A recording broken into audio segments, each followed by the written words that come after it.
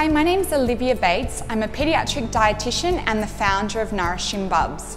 Today I will be talking about the foods that should be avoided in baby's first year of life. Obviously, the first year of life is the time when we want to expose baby to as many different foods as possible. However, there are a few foods that should be avoided in that first year of life because of the potential dangers that can be caused by them. So we are going to go through these foods one by one and discuss the potential issues that are caused by each of the foods. So to get started, I'm going to talk about nuts and hard foods. And basically the reason that these are an issue are because they represent a choking hazard. Obviously, it's not singly limited, just whole nuts and raw food, but it is other things like obviously popcorn also potentially represents a risk. When it comes to raw food, the major issue that can be caused is the fact that when baby has their first teeth that are often the top front ones, you will notice that they have the ability to then bite foods and actually break them off. So things like this really represent a choking hazard for baby if they do break them off.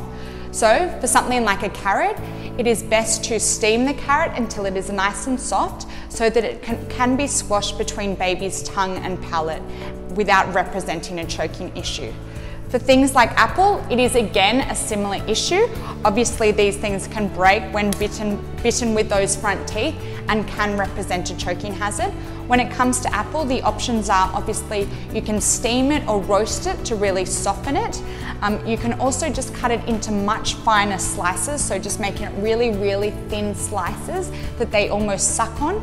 And you can also provide them with some grated apple that they can also eat and will be able to take without representing a choking hazard for them.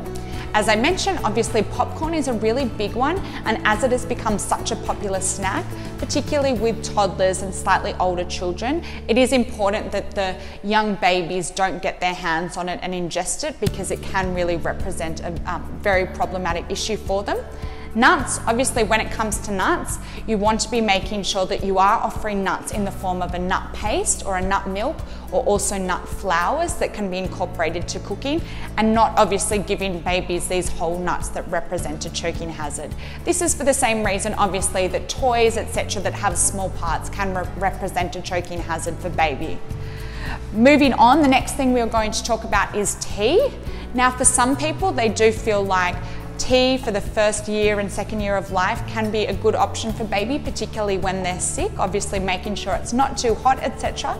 However, the major issue there is with tea is that it contains tannins, and while tannins are very good from the protective effects of tea, they actually interfere with the absorption of iron in babies. And obviously iron is a really important nutrient for babies, as it is what is responsible for much of their brain development, as well as carrying the oxygen around to all of the organs and making sure the immune system is functioning properly. So we really want to make sure that we don't have things that are going to interfere with the absorption of the iron. So it is best to avoid giving baby tea, and particularly around the times when they are having an iron containing meal. The next thing we're going to move on to is juice. Now juice is something that really should be avoided even for the first 2 years of life and even beyond that. The reason being is obviously juice is made by actually extracting the fibre out of it.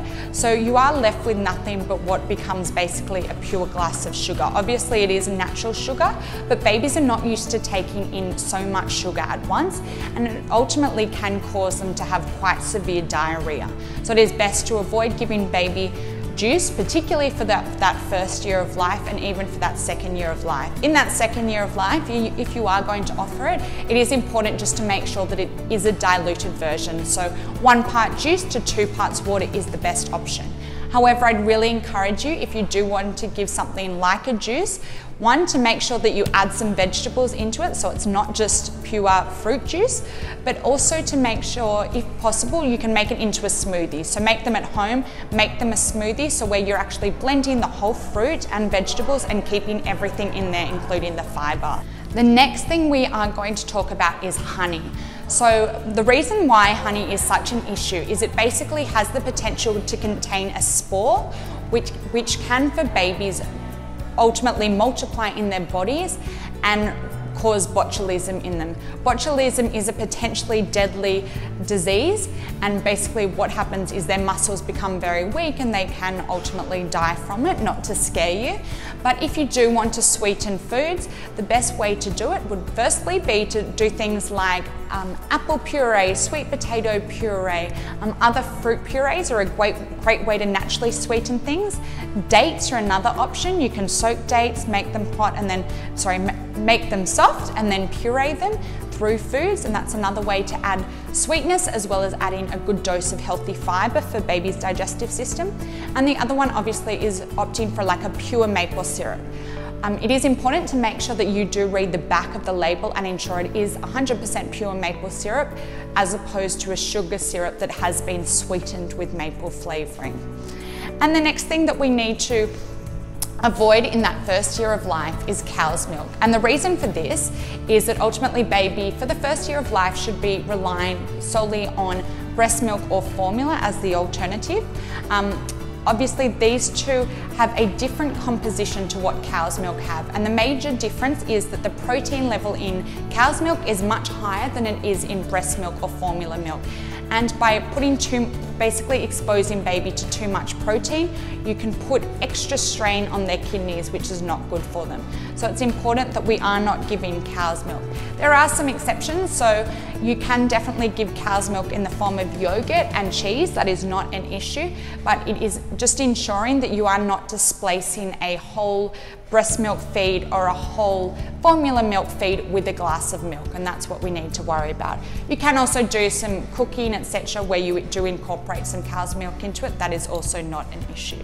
So we have covered the major things that we do need to avoid in baby's first year of life. So aside from those things, that really is important to be exposing baby to as many different foods and textures as possible to hopefully set them up for a very healthy life beyond.